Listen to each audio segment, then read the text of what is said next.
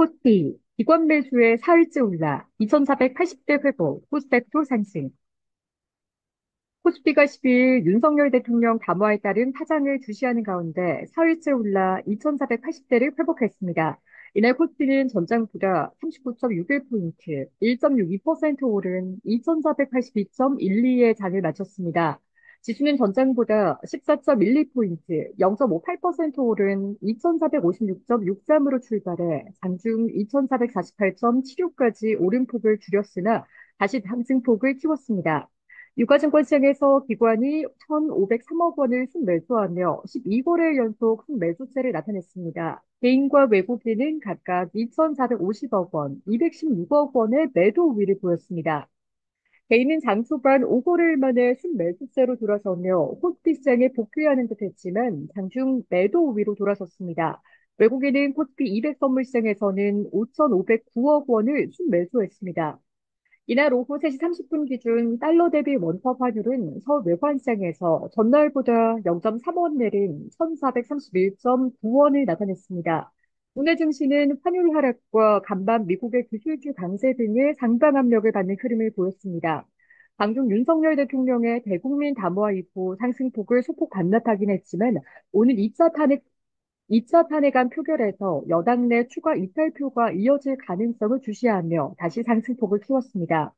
윤석열 대통령은 이날 오전 대국민 담화에서 저를 탄핵하든 수사하든 저는 이에 당당히 맞설 것이라며 대통령의 비상계엄 선포권 행사는 사면권 행사와 왜곡권 행사와 같은 사법심사의 대상이 되지 않는 큰 의미라고 말했습니다. 담화 직후 한동훈 국민의힘 대표는 당론으로 윤 대통령의 탄핵을 찬성해야 한다고 밝혔으며 윤 대통령의 제명과 출당을 위한 당 윤리위원회 소집을 긴급 지시했습니다.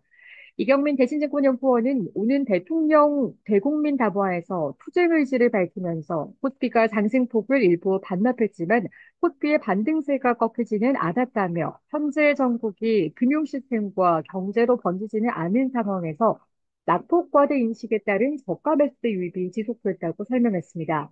시가총액 상위 종목 중에서 삼성전자가 3.52%, SK하이닉스가 2.5% 등 반도체주와 LG에너지솔루션이 7.01%, 삼성바이오로직스가 0.95%, 현대차가 1.2%, KB금융이 1.87% 등이 올랐습니다.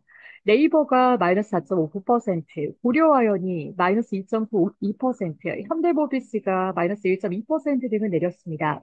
업종별로 보면 전기전자가 3.54%, 서비스업이 1.94%, 화학이 1.14% 등이 올랐으며 전기가스업이 마이너스 0.89%, 건설업이 마이너스 0.22% 등을 내렸습니다. 코스닥지수는 전장보다 7.43포인트, 1.1% 오른 683.35의 거래를 마치며 3거래 연속 상승했습니다. 지수는 전장보다 5.05포인트, 0.75% 오른 780.97로 출발해 상승폭을 키웠습니다. 코스닥 시장에서 개인이 1,420억 원을 순매수했으며 외국인과 기관은 각각 637억 원, 767억 원의 매도 우위를 보였습니다. 알테오젠이 1.46%, 에코프로비엠이 2.82%, 에코프로가 0.42%, 휴젤이 3.92%, 리노공업이 3.33% 등이 올랐습니다. HLB가 마이너스 5.13%, 리가켄바이오가 마이너스 0.82%, 신성델타테크가 마이너스 3.51% 등을 내렸습니다.